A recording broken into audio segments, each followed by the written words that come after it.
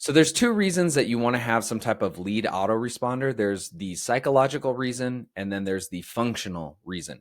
The psychological reason is more to showcase yourself as somebody that's legitimate.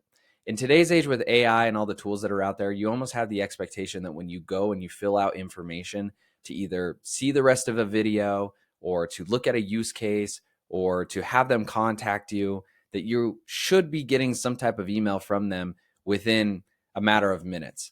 If that does not happen, it almost sets the tone that you aren't paying attention to who they are. You don't really care about their business. You may not have the resources to be able to take care of them. It really just kind of makes you feel small. And sometimes that's a good thing. But in a lot of the cases, I would just say it just almost comes across almost unprofessional.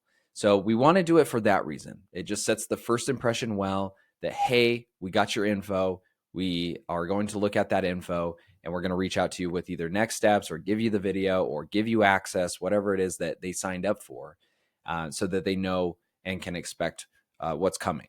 So I would say that's number one. And then number two is the functional side of it. So the functional side of it is you do legitimately want to follow up on every lead that comes through, right? So the second part is just making sure that we don't let stuff slip through the cracks. We are reaching out to the people that say they're interested in some type of service or product that we offer. So those are the two reasons we want to set this up. And I do have that written out over here. So just to say it again, this chart that we're going to go over in this video is going to show you how your business can quickly send the right welcome email to new or returning leads and reminds your team to follow up so that nobody gets forgotten and that we can close more business essentially. All right, so this chart is going to show us the system that you should have when that happens. Okay, so you have some type of new lead. I said a couple examples, but the obvious one is the contact us form. So you usually have every single business, doesn't matter what you sell, that almost everybody has this, where there's like a contact us form. So they go to your website, they want to get in touch with you, they want to have a sales rep reach out to them.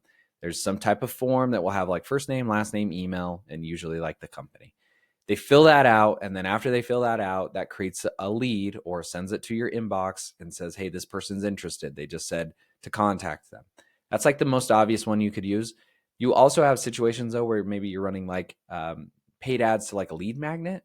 A lead magnet might be a video that they want to watch on like a use case of the service that you offer, or maybe a more in-depth demo on something, something where you gatekeep it essentially. So, hey, you can get access to this if you give us your information, or a newsletter. You want to get on the newsletter, you got to fill out this information, and then we'll put you on. Something like that where they put in this info. It's usually where these leads are coming from, and we know that they're interested because they gave up their information in return for something else. So that type of thing happens, all right? When that happens, we want to add a nice personal touch here. You don't always have to do this, but I think, again, as far as signaling goes and how polished up your business is, doing this one little step, I think really sets you apart, which is, hey, you signed up. And if you have the same email from the last time you interacted with us, we know who you are already. And in that situation, we don't want to send you the cookie cutter, welcome, brand new type of person thing, right? Like they've already interacted with you. They already gave you info. And we're acknowledging that we have that and we know who you are. I think, again, that's a nice personal touch to say something different. So we have a separate type of email that we'd like to send when that happens. This sometimes is like a welcome back or a hello again, or what did we miss the first time? Sometimes when I've done this for other companies, they'll have something where, if you are a returning lead, you didn't convert the first time, or you've been away for a while, it's almost like an email reading like, hey, like you signed up before. What is it that made you want to come back around this time? Like, what is making you interested in basically buying this time around? Is there like a new pain point you have? Do you now have the budget? So that's always a good signal too, because it's super helpful for the business, because as soon as they answer that with whatever survey that you can send them doing it this way, it's a really good indicator for their sales rep to tackle the pain point that they just described. So that's a good one. Otherwise, you can just do a cookie cutter email that would just say like, hey, welcome back. We've seen you before. The other side is no. So in this situation that we do not have their email, we don't know who they are. In this situation, you would send something where it's a new person. So a thank you for signing up, a welcome, here's what to expect from us, and how can we help?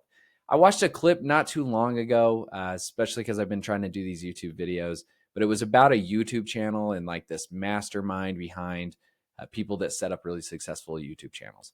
One thing I took from it though was something similar to these welcome Siri emails. What they had on the YouTube channel was before they launch any brand new YouTube channel, this business comes in, they work with the creator, and they design the YouTube channel before they launch anything to the public. And they said the thing they need to have on there are 5 videos, and those 5 videos serve as like a backlog for new traffic that comes in of what to expect. So it might be different styles of topics that they talk about. Maybe they have a humorous one versus a serious one. The point being is that they have 5 videos you can go and watch that are whatever, 15 to 30 minutes each to really get your trust and understanding of like, this is what you can expect from us. So when you send out these welcome emails or a welcome back email, that's a good thing to consider of what you're trying to send to them. You don't have to do that all in one email. We talk about this on a whole other video where it's like lead nurturing and the sequence of emails you should send out. So you don't have to do it all in one. You could break these out into 5 different emails if you want. But something that would set that tone of what to expect really helps people buy in to either stay on or unsubscribe really early. And when they unsubscribe really early, you just know they're probably not a good fit for you. So either way, it's a win-win. So that's something to consider when you're sending these out and creating the copy for it. After you do that, we want to create some follow-up tasks for the sales rep. Here's the things 1, 2, and 3 that you should do now that we have this new lead. That might be reaching out to them. That might be scheduling a call. That might be just sending a simple email and introducing yourself. Whatever the tasks are, you want to have those automatically created within Salesforce so that if it's a new sales rep or an old sales rep, they know exactly these are the things I have to do when a new lead comes in. I already have these things. I can just check them off. The little check boxes within Salesforce allow you to complete those tasks as you do them. Also helps the sales manager see if they've been doing those tasks. And if they're doing well or they're doing poor, they can go back and look to see if these things are being marked as completed. If they're not doing well, easy coaching moment. If they are doing well, maybe it's a broader conversation with the company to see what's not working out. So creating these follow-up tasks is a big deal for consistency as well as signaling to the business what's working, what's not working. After you do that, the very last step here is notifying that lead owner. There's so many ways to do this. The most common ones we do are sending like a Slack message to the person. I would say most people use Slack as like their primary communication. Sometimes it's Teams, but you get the point. It's usually not like an email for stuff like this. And then other situations it is. They don't have something like that and it is just email. It doesn't matter which platform you use. We can notify that lead owner however you would like. We can notify them on all the platforms if you'd like. Point would be, here's a new person. They just reached out. Here's their name, their number, their email, their phone number. And what you want that sales rep to do is reach out almost immediately so that you have a higher chance of catching them while they're thinking about this problem and they want to buy from you. So the quicker you can get someone on the phone or interacting with them, the better.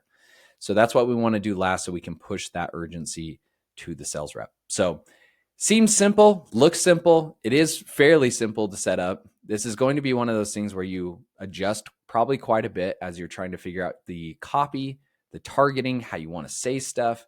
So this will likely change quite a bit within your business as you guys grow and change. So don't overlook it, I guess is what I'm trying to say here. It does look small and easy to just implement in your business, but it is a really big impact on you guys nurturing leads and getting the right signal and impression out there. If you do not have this in your business and you'd like it in your business, you can click the link in the description below. I'll send you over to see if we are a good fit for your Salesforce consultants. And if we are, we'd love to help you implement this. Thank you.